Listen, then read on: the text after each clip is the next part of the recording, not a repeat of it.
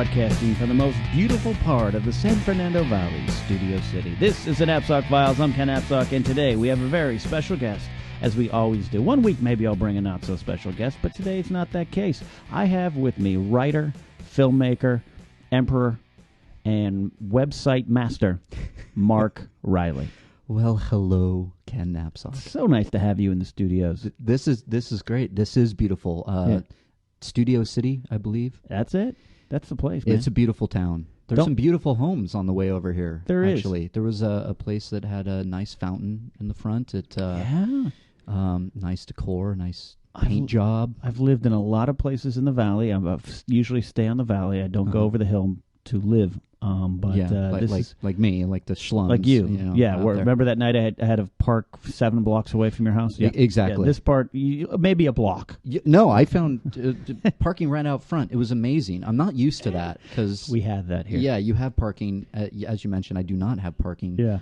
In fact, when I leave here tonight and go home, there's going to be no parking, so I'll be parking in Egypt right next to the Kentucky Fried Chicken. Now I feel bad. Now maybe I should have gone to you. But your dog would have maybe... Well, but your dog could have been... He's a mess when there's people around. He'll get up right next to you. He'll walk around. He'll decide it's playtime and bring over a toy. And he's a large dog. He is named Kal-El, right? Kal-El. Kal-El. Correct. That is after Batman's uncle, right? Yes, Batman's uncle, I believe. Yes, that is Batman's uncle, Bruce Wayne's uncle. Bruce Wayne's uncle. Tim Drake, I believe his name is.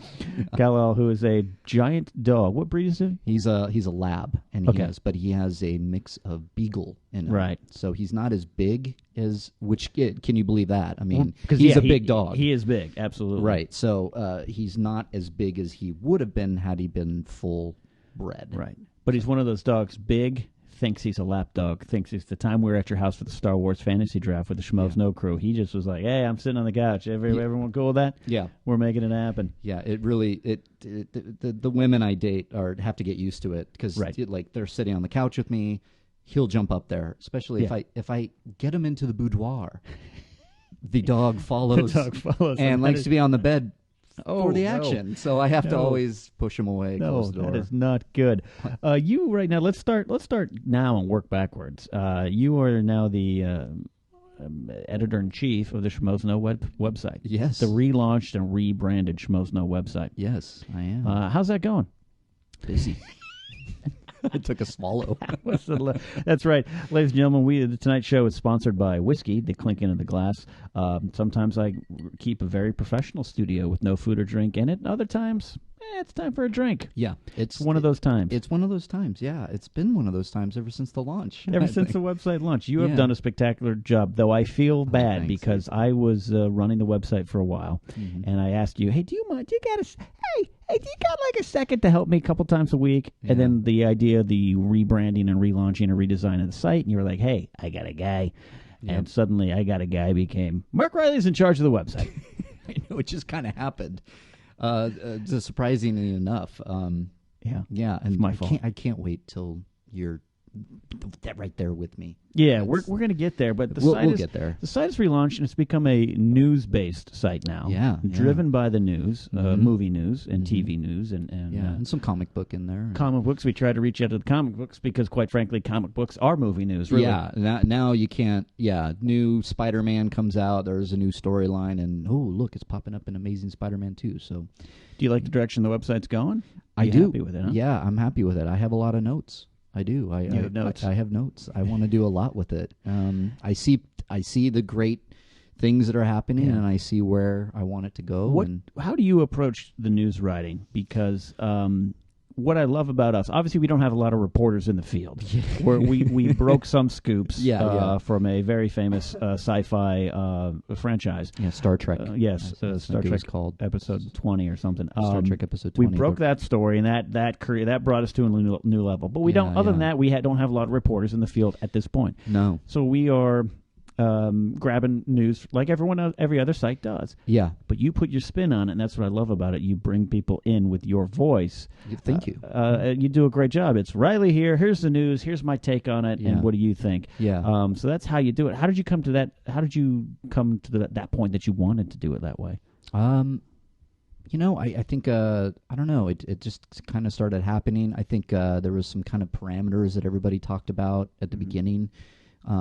Christian Harloff was big on "Hello Schmoeville," as the kind of the greeting start the greeting off. It's a community. It's our community. Yeah. Welcome to our community. Welcome to community. Hello Schmoeville. You're a part of it. Mm-hmm. Here's the news. And so I don't know. I guess after I've been writing articles for those guys for a long time. I started with Beatrice. I think Michael Beatrice started a little bit like before me, and then it was me, and we were the two kind of providing content when they were starting the website years ago. Back in the day. The Reilly Roundtable. And I noticed going in with this relaunch, I would look at my old articles and I'm like, God, I'm really long-winded in a lot of this stuff. If we're going to be news, I got to kind of get in and get out. So that was always in my head, I guess. Yeah. And I've noticed whatever kind of news is breaking, you can pretty much tell when I just don't give a shit because I'm like, yeah, here's the news, blah, blah, blah, and I'm out. But if it's like, Man of Steel talking about Justice League, I'm like, here, okay, everyone, and I like roll up my sleeves, and you get a little bit of a longer take. Your passion comes through. My passion comes through, yeah. You'll see it in different things. The site's growth has been great to watch, and I think that's the next level of Schmoes brand expanding, is getting into that on a daily basis out there. Yeah. So people see that website as a source, schmoesknow.com. We got articles that kind of pepper through the news. Yeah. Josh McCouga, Matt Key, Captain Dan, Joe Ruggiero, Dan Farron, Mike Beatrice. Yourself. Miss Movies. Yeah, I'm going to get back into the writing game. I used to have the power rankings every week. It's just been tough. Yeah. Spinning a lot of plates in life. Yeah, but that's you bring up all those fabulous writers. I mean, that's kind of where I want the direction to go, to be. I have people that are posting the news, of course, but I'd like to also have more original voices with more original articles so that, our Schmoeville can go to the site and see, episode 7 just cast, Chester Copperpot or whatever, and then, oh, look at this, and Matt Key has a Doctor Strange article. Let me check that out, and so you can get everything. And Matt Key's articles are like the band Yes or Boston. They take a long time to prepare, and when they come out, they're deep and textured. Yeah, they very much are. Where did you came into the podcast this past year as a writer / Facty McFacterson? Yes, yeah. Back in when was that? January, February, I think. Yeah, it was like right at the new year. Joining the Schmoes Know podcast team. I remember that because I told the story of the Harloff podcast where I was across the street at Buffalo Wild Wings, and we all got up and we had been testing a game show segment, and you just kind of crossed the street with us. I was like, what's happening? What's happening? I knew you in passing. Mm-hmm. I just saw you guys walking. I was doing something else. Just kind of merged into the crowd, and since Christian knew me, he just kind of went, "Oh, all right," and that was the rest is history. No, that's how you do it. No, but you had been on the podcast before several times in the various incarnations. What was the first time you were on? When did you first come into the Schmoes world on the podcast? When was that? I don't really remember. One of the very first times I do remember was with my ex-wife. Oh, really? That might have been the first. Now actually. Ex-wife. At the time, she was my wife at the time. Oh, okay. Yeah. Okay. So what happened there? The podcast was the straw that broke the camel's back. Get out of here! You're serious? No, really? Can you say that legally? Wow. Yeah, I can say whatever I want when it comes to that broad. What happened? I've got to go back. I'll be honest, I haven't heard that episode. I'm going to go back and dig it up. I guess I've never listened to it again. I don't think I'd want to either. No, and we were, of course, we were having problems, and I don't remember what the date was, but it was after we filmed our movie, which was a big thing between the two of us. Definitely going to talk about that. Gray Skies, right? Gray Skies, yeah. So we were talking about that, but the only thing I remember from that podcast is what Christian told me afterwards. Which were you in like a fever? Well, it's a sweat. Yeah, it was kind of the. I guess I'll put it this way. I love how I sat down earlier. And you as you tell the story, you're finishing the whiskey. I'm finishing the whiskey, yeah. And funny, I might add that I sat down and said, "Oh, you can ask me anything. Nothing's off limits." And then all of a sudden, I'm tongue-tied. Fair enough. From what I remember of the podcast is that it was fun. It was, I think, my first time on the podcast. Right. The things that my ex-wife was saying were causing me to cringe because I was at that place where I was like, this isn't working behind the scenes. Yeah. So in front of the scenes, when people are with us and this and that, but for the podcast afterwards, Christian was like, Jesus, she was awful. And I'm like, off. Yeah. She was, and she was. Oh yeah, you didn't see me looking at you. No, I didn't. I was looking down. Because she would say certain things that I would roll my eyes, but I obviously was rolling them in my internal. Your internal eyes. Monologue was going, oh, God. Yeah, and I was just trying to no, everything's fine, right? This is fine. No, she's good. She's fine. It's like Semisonic has a song, Act Naturally. Don't let anybody know. Act Naturally. Exactly. So yeah, I think that was my first. How long were you married, may I ask? We were married 3 years and couple months before I moved out. Wow. Before I left. Sorry to bring up that. Is that recent? Is that No. Because since I've gotten to really know you, you've always been divorced, Mark. Yeah. It'll be 2 years in October. Okay. That I've been gone, out of there. Officially divorced is, I think, going to be a year in December. Have you lost faith in love coming out of this? Where are you at with that? No, I haven't lost faith in love. I believe in love. Dating now is just not a big deal in my life. Like, I could give a shit. I've done the end game. I've done the dating. You got there. I got there. I got the girl, and then we divorced. So it's like I'm on the other side of things, and I'm just like, okay. I'd much rather be like, honestly, I've dated people since the divorce. Right. I had a girlfriend. I had a girlfriend for 6 months between the divorce and now, and I just don't care anymore. I care about the relationship when I'm in it. I give it my full attention, of course, but as far as being a single guy, I'm like, looking for my next girl or looking to date this or that or whatever. I don't care. It's not your focus. It's not my focus. In most cases now, I just love to be alone and have a book. Just read a nice book rather than go out with somebody. Interestingly enough, I've never been married. I've had a couple long-term relationships. By that I mean about 3.5 years. One that was probably about 5 months away from engagement, maybe. Yeah. It was getting there. To the point I'd started to plan it in my head, like, how should I ask her? Oh, yeah. But knowing that probably this wasn't going to work out, it ended peacefully. So I've come out of that the last 4 or 5 years where I'm just kind of like, it's Friday night. I could stay home and I got the Game of Thrones DVD extras I haven't watched for the second time. I'm and a sandwich. Yeah. You mentioned Friday night. I mean, it's so funny because I've been busy lately, and when it comes to Friday night, I literally go to my head and go, thank God, I don't have to go out. I don't have to do anything. I don't have to do a meeting, or I have to go here or no there. In-laws. No in-laws. I can just sit and I have my dog Kal-El with me, and we put on a movie, and I'm like, and those are happy moments. Right. Now, but again, you're not bitter and cynical. That's what I'm picking up on this. I'm not. I'm not bitter and cynical. Will I get married again? I'm open to it, of course. Sure. I definitely want to have a relationship. I'm definitely ready for a good, solid relationship. I'm definitely looking for a nice girl. So if you're out there, please dial. If you're out there, you can find me at www.match.com/ no, actually, no. / troubled writer. Yeah, bitter writer, I believe is my handle on Match.com. I like to hear that. I know a lot of people come out of divorce with good reason. I get it. Like, I'm never doing that again. It's the George Clooney thing. Yeah. I get that. I totally get that. But it's nice to know that you can come out of something and be like, no, I can do it again. Just not right now. This bag of chips and my dog on the couch is winning. Yeah, that's winning. Yeah, and also I think I made a mistake marrying this particular person, and I knew that going in. But I was at an age where it was like, I think we were both there. We were like, oh, it's time to get married now, and there was this mad rush to get married and have that checked off the list. How long have you guys been together before the marriage? We were together for a year. And then I proposed. We were together for another year, 2 years. Long engagement, okay.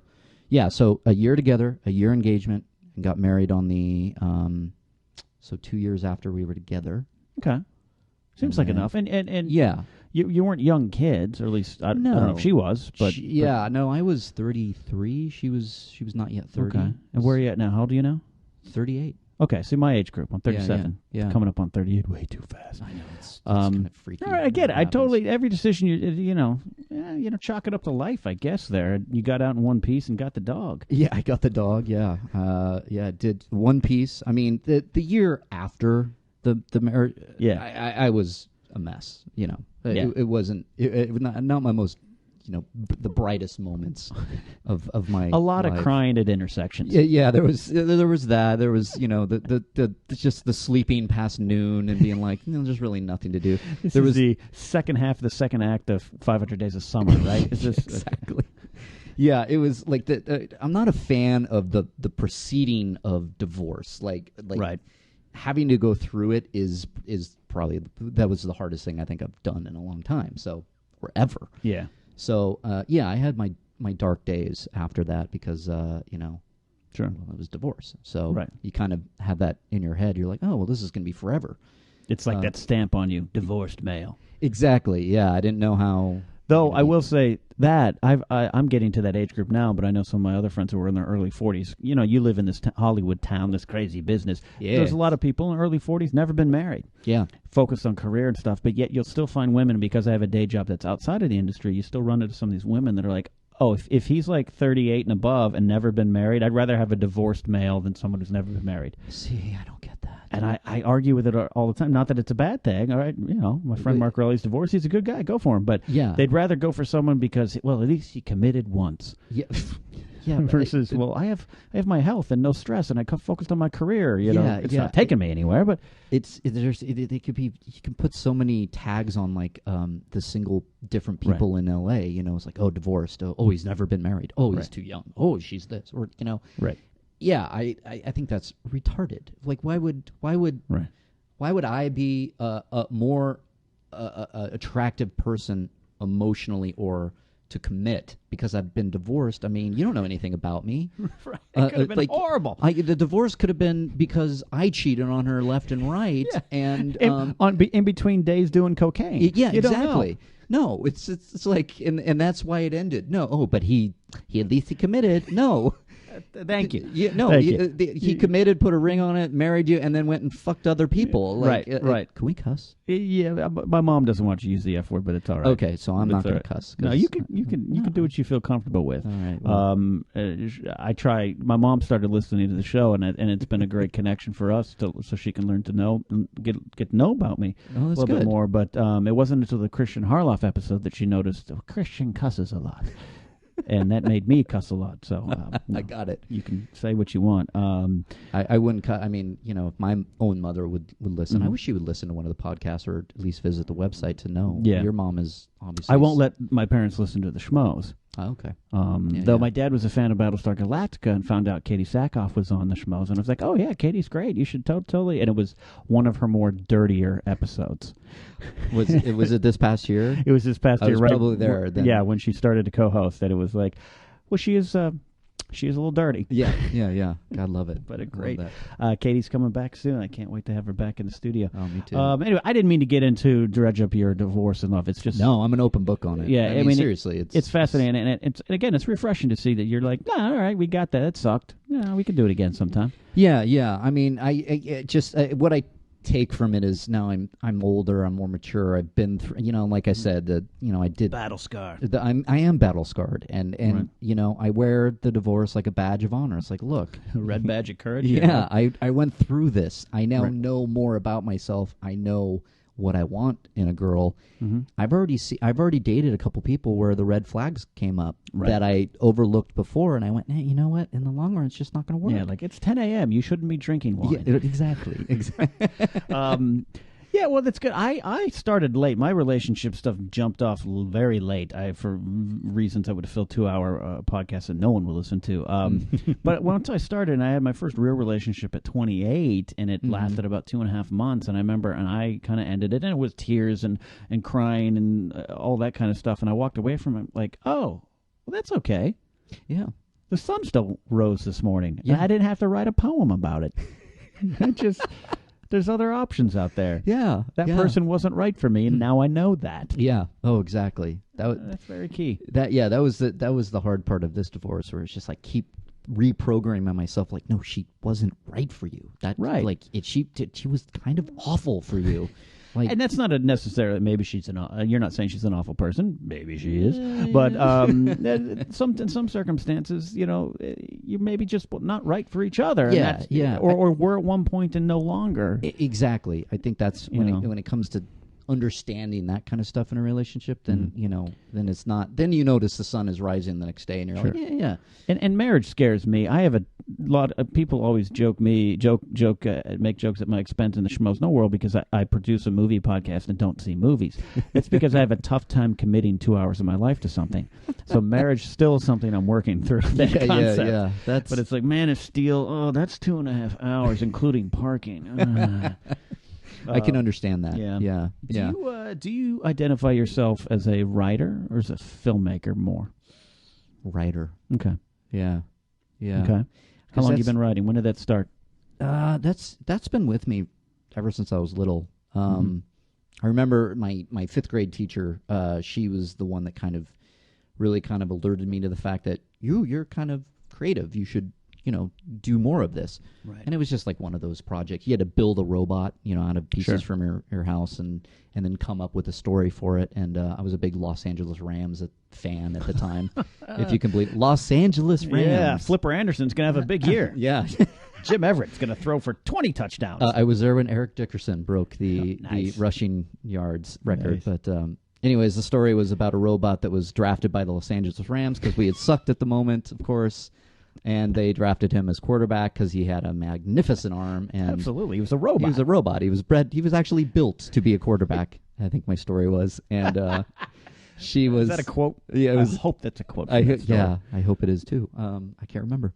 But I remember my fifth grade teacher, Mrs. Steinley. She was just she pushed me along, and although I didn't really write a lot, I got into acting first. Oh, okay, interesting. I didn't know that about you. Yeah, I don't do any research. No, that's good. I'm glad. Just invite people over, feed them whiskey, and go and talk. Yeah, right. Yeah. So you did some acting. Okay. I mean, I know we're going to get into Star Wars in 30 minutes and Star Wars in 60 minutes. Right. Which you do a spectacular job of many characters, most notably the Emperor. But thank you. So it's not a surprise to me. It's like, oh, okay. Yeah. You kind of started out that way. Yeah. I guess I was always creative, and I was writing. But then I got bit by the acting bug. I got into children's theater. There's this great small children's theater in Long Beach. You were 35 at the time. I was 35. Awkward, it was weird, but at least they paid me in chocolate from the kids that I would steal their candy. But yeah, so I did that, and I got into and I did like West Side Story and Grease and all this kind of stuff. And then I went and auditioned at USC. So wait, if I start going Summer Lovin', you'll break into it. I'll break into it. Okay. I know all of those damn songs. I did Grease probably like 5 times in my life. It's ridiculous. My mom's gonna like Oh, that's big good. fan of Grease. Oh, good. Yeah. So I did. I did the children's theater. Then that led to the high school theater and being in the theater program and doing all the plays and putting up the plays and helping and produce the plays and all that kind of stuff. Gotcha. I was like the actor guy in my school. And then, of course, I auditioned for USC School of Theater and got in. And my parents went, "Oh my God, you're going to be a major in theater, and you're going to the most expensive university in probably the world. Let's rethink this." Yeah, and I was like, "Yeah, I am. I'm going to be huge, man." So I went to USC, and fast forward, that was the most useless degree I've ever received in my life. A lot of USC grads on my podcast. Yeah. Mike Beatrice and Megan Finley before you.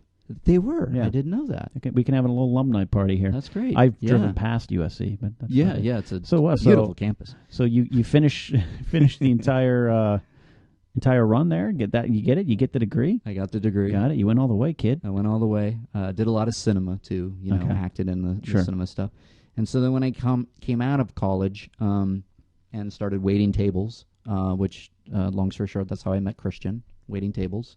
Okay. So that's I was going to ask. Schmoes comes around. Where did you meet the Harloff? Yeah. But okay. So that's how I got involved in the future Schmoes. That was like 2000 when I met Christian Harloff. We were waiting tables. And while I was waiting tables, I, like every actor in Hollywood, I guess, I had an agent and all these headshots that weren't going anywhere. I wouldn't get on auditions. I wouldn't do. I didn't see much acting work.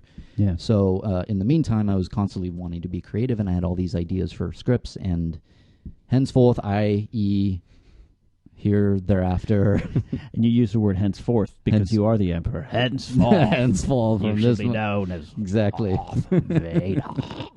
So I started writing, and so while that's happening, while you're trying to do the acting thing, and you got headshots, and you got the agent, which is what you're supposed to do, and it's not happening, what's going through your head there? Not, I guess there was part of me was like, oh, I'm not, there was a creative bone in my body that wasn't getting met, and I was continuing to actually go back down to Orange County and do my old children's theater. They started to bring me back as they would call it the guest actor, and I would come back as, and do the plays with them, and the kids would learn under me, and that was fun and stuff. But while I was not writing and making money out of that, and not acting and making money at that, I was waiting tables and I was becoming miserable. The grind of that was awful. And so when I started writing, it was just because I thought I had something to say. I really had these great ideas. I wanted to write it. It fed me creatively, and then slowly but surely that just kind of took over. I liked writing more, and then that led more to, hey, let's make a short film. So I paired with certain people. We made short films, and then kind of on a lark, I just left CPK. I quit one day because a guy actually called me a douchebag. Customer? Yeah, a customer, which I turned around and called him a fuckface asshole or something. Sorry, Mrs. Napzok. And she's gonna love this. So I literally I was told that I had to take 2 weeks off. The managers really liked me, and they're like, "Wow, that you I wasn't going to be I wasn't going to be fired. I was your going to be career was intact." Yeah, well, they were talking to me about being a manager, and that was even more of like, oh my god, I'm going to be stuck here for the rest of my life. So I ultimately quit, and then kind of bounced around, and then finally got a job in production that then kind of carried me all the way to where I am now, but. To the toppermost of the poppermost. Yeah. So the writing, though, defined me after a while to where I didn't like going on auditions. Okay. Didn't like taking those classes. I always felt like I can do it all behind the computer by myself. I would take the writing classes and do all that kind of stuff, but there was something about the writing that just really... The passion. It was a passion. You found a passion. And in this town, I always say you got to pick a lane. Yeah. We're all multi-talented people when we start out, I think. It's like the kid in Little League who can pitch, play shortstop, and back cleanup, and eventually he has to choose a position and get drafted as a left fielder. But, we all have to kind of find where to go. So you about 2000, stumble onto this, not stumble, but choose writing. Yeah. Screenwriting, theater, all of it? Screenwriting. Okay. Mostly screenwriting, and and that like everybody, I became like, I think a lot of people in Hollywood turn to screenwriting in addition to. So, I mean, in this business, I'm sure everybody's got a script. And I did. I had a script. They were awful. They were like, when I first started, get to the end of the script, it was shit. It was awful. I've written 12, 13 scripts. 11 I wouldn't feed to your dog. Yeah. Me too. I mean, I think about some of the earlier works that I did, and that I would send out. Like, I made connections, and I would send them out to these people that would never get back to me. And I realized pretty early on, and it's like, if it's not a really good script, really tight, you shouldn't send it out to like an agent friend or a studio executive friend or anybody in the business kind of friend, because if it doesn't, got to find the right moment. You got to find the right moment. You got to be confident in it. Yeah. So those first ones would, I was stumbling through it, but I worked really hard at it. I took the classes, I read the books, and then I think after like the 15th script, I was like, I actually think I know how to do one of these now. So, right, it takes that's about right. What books did you read back then compared to now? Now it's all Save the Cat and which is I actually subscribe to Save the Cat for what it is. I do too. I like Save the Cat. I read that. And then Thomas Lennon and Robert Ben Garant's book about writing movies for fun and profit is the best screenwriting book in the history of the world. Yeah, because that's it gives great. the best locations for in and out. Yes, exactly. I love that. But back then, what was it back then? Oh, Story by Robert McKee. McKee. I took the class. I took the $800 class that I convinced my grandmother that this is going to help. This is going to unlock it. This is going to unlock it. I don't think it was 800. I think it was just like 300. But at the time, I was waiting tables. I was like, I can't afford this. So I did that class, and there's, maybe it was 800 people in the auditorium that this man is teaching screenwriting, and the man who's never sold a script in his life. Oh, by the way, I've heard that before. But yeah, I read Robert McKee's Story. I think it's Sid Field. He kind of the 3-act structure kind of came out of his brain, I think. Yeah, it was already there. It already existed. But that was the first one I had. Mm-hmm. And then Lou Hunter had a good one, 401 Screenwriting 401 or something like that. I think his name. I don't think I read that. They're all after the podcast. We can go in my room. I have a graveyard of screenwriting. Oh books. yeah. I have that box in my closet. That's the old another stuff. one good now is your screenplay sucks. Oh yeah, it's 100 points to make a script, and it is like it changed my writing style. Yeah, I love stuff like that. And have you read? Is it called About Writing in Stephen King's book? No, but I know what you're About Writing. I think is called. I just was afraid that one would be scary too. Yeah. And I don't do well with any kind of thriller or horror. It's pretty good. Yeah. It's that one. That was the one that changed the way I thought about writing. It was just like, wow. And you're talking about somebody that it's not geared towards screenwriting. It's just geared to writing. It kind of McKee, Sid Field, those kind of talk about the structure and the 3-act structure and that. But when you get past that and you start to get more involved in writing and figuring out your story and finding your voice, especially the Stephen King book was one of those like, oh my God. Okay. Like really helped you embrace that kind of check that out. Yeah, it's really. I haven't given up on writing yet. I've been a little bit of a sabbatical. Yeah. My writing partner is Matt Key of schmoesknow.com. Right. Good plug. And we got to get back on the horse. How do you approach, let's just talk about how do you approach screenwriting? How do you, when you got an idea, where do you go from there? Bing, idea pops in your head. Usually I'm in the shower, then it'll pop in my head, or when I'm falling asleep at night, which of course is why I don't sleep at night. Which is why most screenwriters have a giant whiteboard near their bed. I have a journal right next to my bed. Yeah. Well, usually when I get an idea, I used to outline the hell out of it. I don't know if you're. I used to outline because that's what you were supposed to do. That's what I'm wondering, because that's what, everybody said you outline. So I remember getting somewhere, it's note cards. So first few screenplays, everything was out on note cards, and I would outline the hell out of it until the very last beat of the story. It was on note cards, and it was all up on the wall or on the ground, depending on where I was working. As the years have passed, now my ideas, when I get an idea, I usually start with a yellow notepad. Oh, just like George Lucas. Is that what George Lucas? Yeah, he wrote the prequels on notepads. He wrote. What an asshole. So I'm on the yellow notepad, just like my hero George Lucas, and I will. Usually, a lot of it's just like free writing, free form. Like sometimes I'll just write pages. And it's kind of like turning on the water in the morning and the rust is coming out. Yeah. It's just whatever. You have rust in your morning shower? Ooh, it's not good. I'm having my plumber look into it. No, I'll just kind of throw out ideas all throughout the pages. And then when I'll spend days, this will be days and weeks and months at a time sometime. And when I go back and read through it, I'll find like pieces that I go, ooh, that's a good Act 1 climax. That idea right there, I think could work. And I'll start starring things. And then as I get even further along and I see that there's a lot of stars throughout the pages, by then it's really kind of in my head. And so I then start writing a kind of, I guess I do outline, but I do like a Microsoft Word document. Yeah, at some point you always outline. Yeah. But there's some people that it's extensive. Yeah. Yeah, mine. This is where it kind of ends, the outline. I mean, I guess you can say this free form writing and starring important parts is an outline. Right. Then I transfer it and I just kind of put beats and go, it's like, this is what happens at the beginning, boom, boom, boom, scene, boom, boom. And then once that's down, then I go right into writing because I like to discover. I'm like you. I'm quick to write. Yeah, I get really quick to write too. Sometimes I'm not even done with that little page outline. I don't even know maybe what's happening in the middle of Act 2, but I'm like, I'll get there.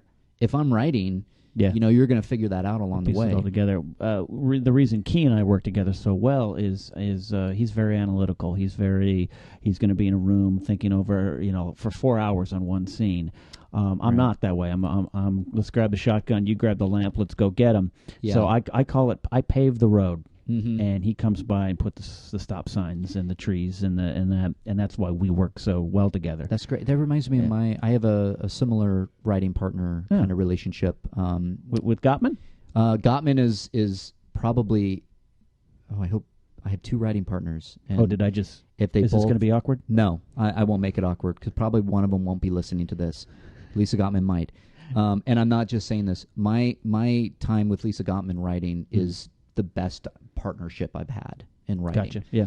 Just the way that the give and take that we have, I think we complement each other very well. That's Key and I. Yep. Yeah, and she's very much. Sometimes I'll hand it to her. She's really good with dialogue, and I'm more, I think, a little bit like you described Matt Key. I'm a little bit like, okay, but we have to do this. We have to do this. But then it's interesting how the dynamic changes. Then with my other writing partner, Joe Town, he's very analytical, and he's very and we'll talk about a scene for like an hour, and it'll be like, and we'll really, really talk about it, and he'll really go on one point, and we'll discuss it, and I'm like you in that position where I'm like, let's go, move forward, charge. Yep, that's me. And so it's an interesting dynamic. I don't think it's anything better or worse. It's just it's interesting. How I was going to wrap this all up is it's because there's a lot of young writers out there listening. I know from the Schmoes Know world, there's no set answer. No. That's why I say read all the books, and we laugh and joke about some of them, but there's something in all of them. There's a Key gave me one. He wanted me to almost as homework read this book because it changed. Key's the story guy. Key's stories are just amazing. He can just come up with these ideas like this is genius. Yeah. But there was an exercise in one of them. You write what if. What if this happens? What if this happens? And it seems so simple because, no, you can just outline and everything. No, but just putting those 2 little words, what if, freed my mind with one of our later projects where it was like there was no fear in creating. Like you said, turning the water on. What if this? What if that? Before I knew it, I was sitting at Wood Ranch at the Grove, and I had 3 pages of what ifs. That's great. And it unlocks something. Where is that? What book is that? I'll get that book after the show. I forget. It's in my room. Key would punch me right now. Yeah. Except for he's a nonviolent activist. But I'm kidding, he's not. I've seen him throw someone over a boat at Disneyland. Good for him. Yeah, but to the writers out there, the ones coming up, just write. Yeah. And there's no set. Don't get into. I'm at the outlining phase. Yeah. I talked to one of our, Georgie. George McCann. George McCann. He wanted some advice. He called me one day, and he was very new. I would say too at the. Yeah. I have to outline. Everybody's saying he's a very passionate person, so he wants to get it right, and I get that. Yeah. I totally get it too, and but I think. Years later, you find what works. Yeah. And if a book tells you that what works for you is, what am I trying to say here? What works? Yeah. You know what I mean? If the book is saying, hey, what you do is wrong, but it's working for you, I don't change it. Right. I think every book that's out there on the subject has their way of doing things. Yeah. And you said you take the good. You take from the good and you learn. And sometimes it's weird. It's almost, dare I say, spiritual or kind of mystical. There's sometimes where I just know this project I'm developing. There was one project, it didn't go anywhere. It was a romantic comedy I was trying to write for my old friend Kristen Wiig, and I before I was trying to write it before Bridesmaids, so forget it. Now it's like who are you? I know you just said it. I was like, we're old writing partners. That's sketch partners, and I could only work on that project at the Fashion Square, Riverside and Sherman Oaks. Now, to be a professional, you should be able to write anywhere. That's one of the first lessons. But in the development phase, I knew, and I'd go there and I'd sit and I'd get a Subway sandwich. I'd sit my laptop up there in their upstairs little and stuff would just flow. Yeah. So sometimes I know I'm going to have to pull out a yellow pad. Other times it's typing. It's really weird, and I can't figure that part of it out. Yeah, why I'm failed. I used to do the same thing. I used to have a Starbucks that I would go to, and that would be it. I had to go there. I have a block writing in coffee shops. Yeah. Because I figured it's too cliche. I don't want it. It's a mental block. It becomes cliche, yeah. He loves writing in coffee shops, and I'm always like, can we just go to McDonald's? Yeah. Now I realize that the hardest thing about writing is actually sitting behind the computer. That now it's just I finally, we talked about the divorce at the beginning of this. Talk about not writing. Yeah. Through the divorce, I was just tapped. I had nothing. So I was like, I was getting really worried, like I had lost something. You know, I'm like, she took that from me too, that bitch. But I just couldn't figure it out how to write. Took my passion. She took my passion. I'm like, oh. So I was a little worried. Now it's finally, I'm at a good rhythm where I just say, look, I'm going to write every day. I don't know when it's going to be, but depending on my schedule. But I'm going to sit down and I'm going to get at least a page done. And that's been serving me pretty well for a couple months. You know what I do every day now? I don't write. I produce the Schmoes. That's and we love you for that. Every day. I know every that. Day. One day I'm going to get back to writing. I swear it. I'm starting to read comic books again now. Oh, that's good. I'm loving it. Yeah. Being around you and Joe Ruggiero and Matt Key and Tiffany Smith, it rubbed off on me. Yeah. And I'll tell you what it was. It was, I saw Tiffany one night loan her Star Wars comics, the new Dark Horse series, to you. Yes. And I was jealous. And I was like, in my head, I was like, I think I should start reading comics again. And so now I'm, now one of those jerks who's like, baby, I got some comic ideas. I don't really, but it's like, I'm excited by that medium right now. Yeah, me too. I took a break for a while just because it was, I don't know why. It just expensive to read comics. Expensive. That was part of it. But now, ever since now the podcast and you mentioned Tiffany and giving me those comics. At least for Star Wars, I mean, I'm a sucker for the Star Wars comics. Not all of them, but like that one where it's like original canon. Like this has Luke, Han, and Leia in it. I'm in. I'm so like that. It is one of the comic books shops I went to. The guy working at the manager was like, "Oh, you get the new Star Wars? You like that? Yeah, I love the new Star Wars. Have you tried Legacy?" No, what is it? Let me tell you, we walk over, and he's trying to upsell me, and he pulls it up, and he's like, all right, it's set 3,000 years. I'm out. It's like, no, I can't. He's like, no, but the main character is a descendant of the Solos, but she doesn't know. I'm out, dude. Is Han in it? No, I'm done. Yeah, I'm kind of with you. I mean, I loved the expanded universe, but, because it had Han and Leia in it to start. When it started going into, like, people I've never heard of before in my life, and, but there is the Force, and I know Christian Harloff loves the old Republic stuff. He does, and I trust him on that. I do trust him on that. He's been harping on me to read these books. And maybe we'll some read of them these together, have an Old Republic book club. Yeah, Old Republic. I trust Harloff on. He's the one who was like, hey, read the Hunger Games. I'm like, nah, I love that book. He did the same thing for me, Hunger Games. Harloff knows, and Harloff knows us well, but I'm afraid of that too. Like, once you start getting into, this is Jack Solo. He was Han Solo's great uncle on the mother side. Nah, I'm done. Yeah, I don't like it's set 3,000 years before A New Hope, and they just discovered the Force, and they're mining colonies, and it turns out to be Earth. You're like, no, still not there. What's Luke doing? Yeah, I know. That's what I want to know what Luke's doing. That. You made a movie. I did, and let's not talk about the divorce side of it. No, you made it with your wife, but Gray Skies. Gray Skies. How hard was that? The hardest thing I've ever done. Yeah, it was awesome, but it was awesome. Okay. It was an incredible learning experience, not only for being a producer, which I did produce the film, but for being a writer as well. To see how, and I say this really in a joking way, but how not ready the script was for production. Interesting. I only learned that after. Okay. And that, I think, was the best thing that I took from the experience as a writer, because I was able to actually watch it being filmed, cut together, put some fancy titles on it, put some music, boom, you got a movie. Yeah, you got a movie. It looks good. You got a movie. It looks good, but the script, 12 years of your life. Yeah, 12 years of my life. Yeah, you got a movie. But the script wasn't ready. It still wasn't ready. We weren't ready to shoot. We shouldn't have shot. But that. It was a horror movie, so you can throw take some blood on it. Yeah. So, but I'm grateful for that experience to be able to look back and go, okay, I learned a lot from the writing. The experience was pretty amazing. Getting from the first money that came in from an investor, which was amazing. Somebody invested in essentially my script, and said, "Yeah, we read this and we believe in it," and then to go through and cast it and get like really great people involved, and then get, do everything, crew it up. And I learned a lot of that. And then the filming process, I mean, you talk about I mean, we shot for 3 weeks in a row in the middle of nowhere in Michigan. Okay. Tax credits. We got the tax credits. Yeah, that was another thing, that the tax credits are slowly going away all over the United States. Really? Yeah. People jumped on them. Michigan was a hotbed. We were right there. Yeah. Down the street was Red Dawn. Awesome. The remake. The remake. Yeah, that was happening while we were shooting ours.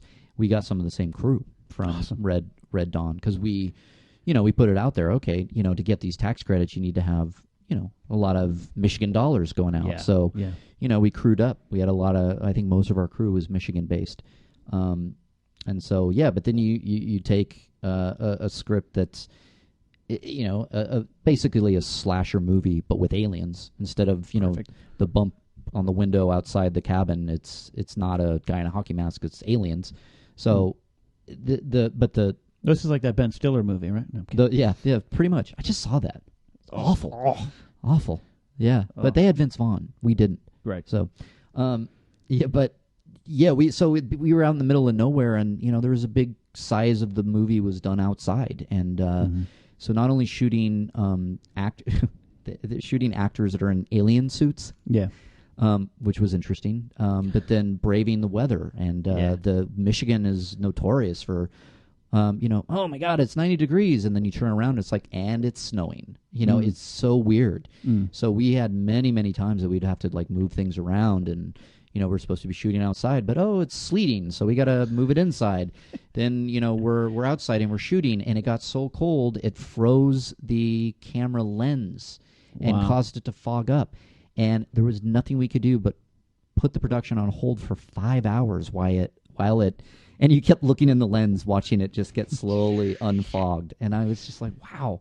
So you learn all those things. But at the same point, we were small budget, very independent. So we didn't have a lot of the stuff that these big studios would do. But at the same point, fuck them. We didn't need it. Michael Bay's cameras don't fog up, I'll tell you that much. Obviously not. They probably have little seat warmers. I have not had a chance to make a movie, but it came close with a script my roommate and I wrote, and a couple years ago we started having some meetings with some directors and potential investors, and we had a budget and everything, and you learn pretty quick that this is a business. Yeah. And the writing is about 1/50th of it. Yeah. And we're like, we got a pretty good script. It's got some. We're a table read, and it's pretty funny. Who gives a crap? Yeah. This is a business, and it's time to. I wish I got a business degree. Yeah, I know. And it seems like you probably would have learned that pretty directly. Yeah. We had a crash course in the business side of things. I mean, because then and.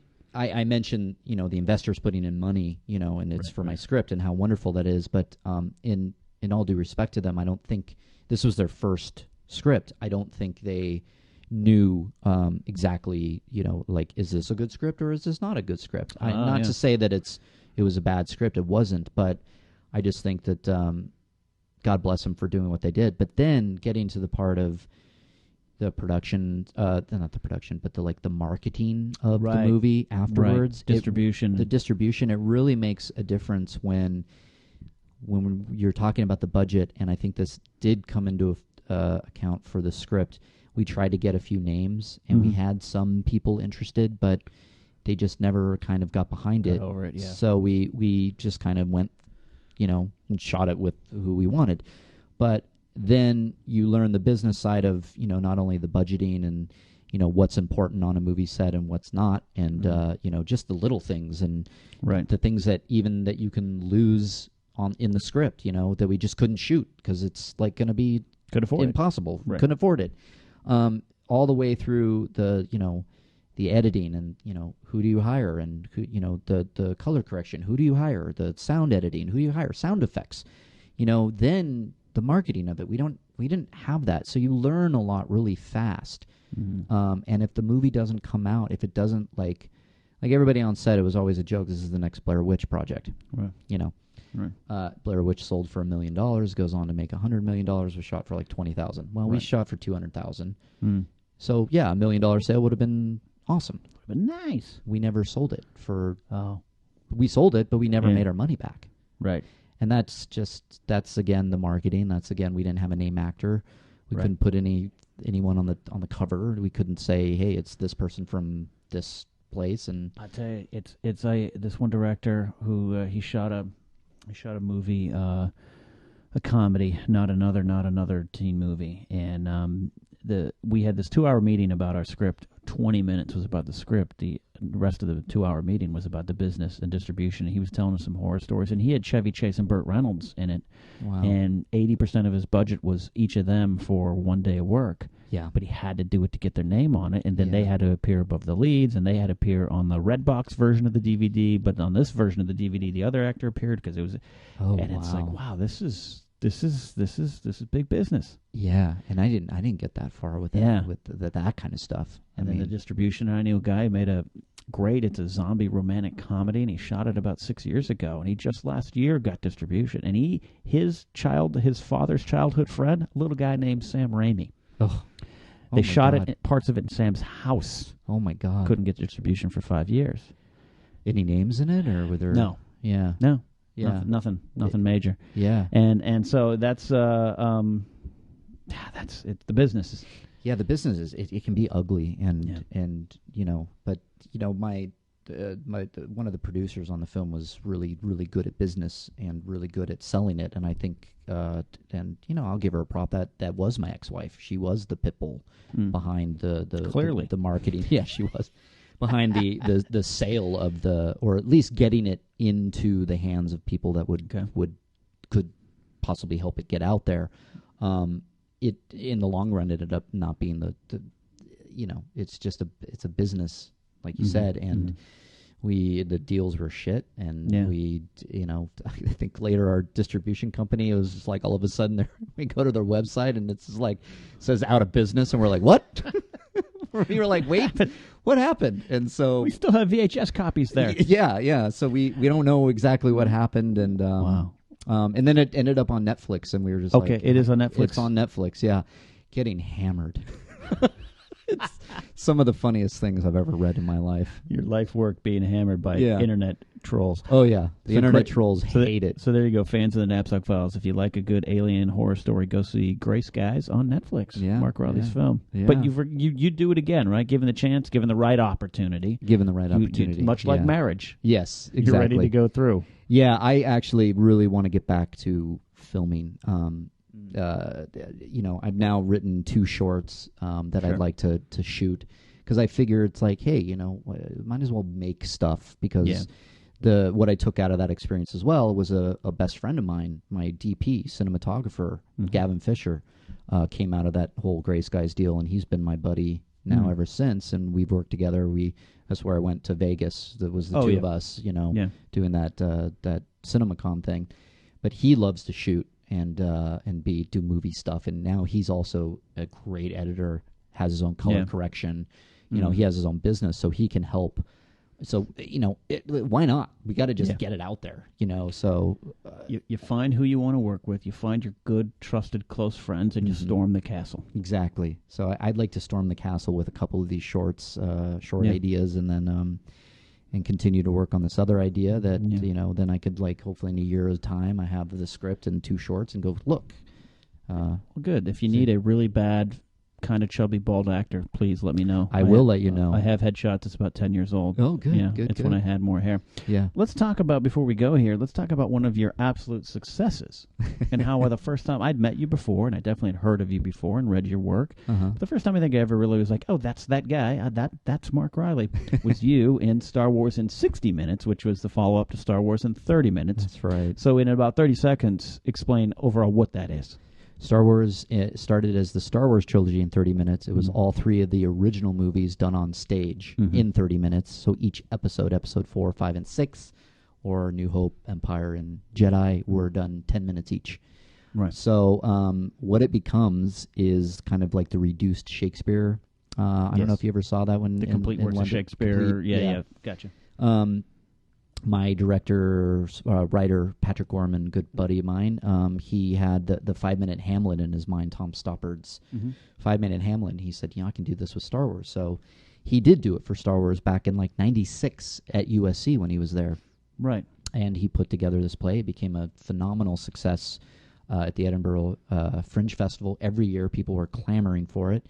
And so, it's exactly what if you can imagine what Star Wars on stage looked like, the best of your imagination, taking away ILM effects. Yeah. But wiffle ball bats as lightsabers, folding chairs as X-wings. So it's multiple actors doing multiple roles. And what do you play? You play the Emperor?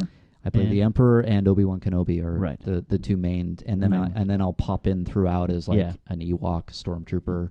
You do a great Emperor. And then from that, you guys got an audience with someone, your old buddy from USC, Mr. George Lucas. Yeah. How was that? That was awesome. Look, we attack the guy. We make fun of him for Jar Jar Binks. Yeah. I passed him by once at the Grove, and it was like, and that's like 3 years ago. Yeah. You performing for the guy. I know. How was that? That was. Excuse me. You're coughing. You're shooken up by this. I couldn't believe it. When we were there, when we pulled into Skywalker Ranch, like our little troop, I started taking pictures of trees. And I remember my friend going, "It's a tree." And I'm like, "Oh, but it's Skywalker Ranch tree." So it was amazing. It was amazing. I remember two things about it. I remember one, it was a great performance. The performance, it felt good. I loved being able to look out and see Lucas. I mean, I did. I looked out in the audience and I saw Lucas. And he's in flannel, right? Yeah. And he's in flannel. Yeah, he's wearing a red flannel. The other thing I remember is that they put us in the Skywalker Sound movie theater. Yeah. It wasn't a theater. Yeah. So it was a movie theater. So imagine the opposite happening when it comes to performance and vocalizing and what's the word? Projecting. Projecting, yeah. The speakers that were equipped in the Skywalker Sound movie theater where they watch the dailies for Star Wars sucks in. It sucks the sound. So we had to yell at the top of our lungs to just be heard to the back row. So it's a different kind of theater experience. And so that's the other thing about it. It kind of takes away from my Alec Guinness horrible impression when you're yelling it. But otherwise, it was amazing. Lucas talked to us for a half hour afterwards. And then from that, Lucas himself, or just Lucasfilm in general, said, "Great, can you guys also make the prequels? Do it in 60." Yeah. That I don't. I'd like to believe it was George Lucas that said it, but could have been Lucasfilm or Lucasfilm and George Lucas. They all got behind us. We did all the Star Wars conventions, and we did a professional run of the 30-minute version in L.A. Yeah, and then you and Michael Cornacchia were in a Star Wars documentary, right? Yeah, we were in the People versus George Lucas. That's right. I remember you guys popping up. And They asked us because of the trilogy. Awesome. They're like, "Well, you're part of the trilogy in 30 minutes, so why don't you come on and bash him?" And I saw the 60-minute version. You guys, you did it about last year, I think. We did it last year. Yeah. And what I'll say, the one more negative shot about the prequels is the first 30 minutes you do 4, 5, and 6, and it is awesome. And you somehow in 30 minutes you managed to get everything in. Yeah. It seems like it. Yeah, obviously stuff he's awesome. is missing, but you get everything in, and then take a little intermission. You guys do the Star Wars holiday Christmas special during the intermission, right? Am I remembering that right? Yeah, little change up. Yeah, Life Day. Yeah. And then you come back and do the prequels, and it was great. You guys nailed it. But it really emphasized how bad the prequels were. Yeah, it really did. Isn't it interesting? It emphasizes how bad the writing is. Yeah. And it played into our performances better because then we're whispering like George is here. I know. It's like, wasn't that funny? He just pops around like, "I heard that." You're like, "Oh, shit. Jar Jar was funny." Yeah. I think we noticed halfway through because, a lot of us had done the 30 minutes for years. So it's like it was just old hand, we were like, we knew it so well.